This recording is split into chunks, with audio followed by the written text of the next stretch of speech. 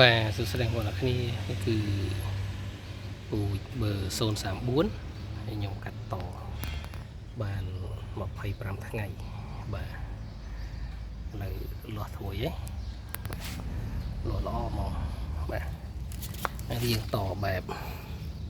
ចិត្តចរិតសក់បងបាទចិត្តចរិតសក់ឲ្យបិទចូលតែម្ដងបាទ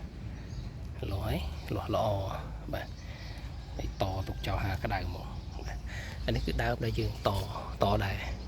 ហើយសត្វធួយយើងកាត់វាពីកន្លែងនេះកាត់ពីហ្នឹងមកយើងទៅតជាមួយអាក្រោមនេះនេះ034ដូចគ្នាអានេះខ្ញុំតបែបសោកចំហៀងដោយយកជើងទៅរកខ្ពស់ពេកបាទតយកពូជវាណាអត់ទាន់បានស្រាយស្គូតចេញទេនេះវាស៊ីគ្នាល្អហើយបាទដោយសារមេឃនេះវាសតអញ្ចឹងយើងកាត់មកយើងយកមកតជាមួយជើងតម្រូយើងបដោះគ្រាប់បាទឃើញថាលូតល្អមែនទេអូខេអរគុណ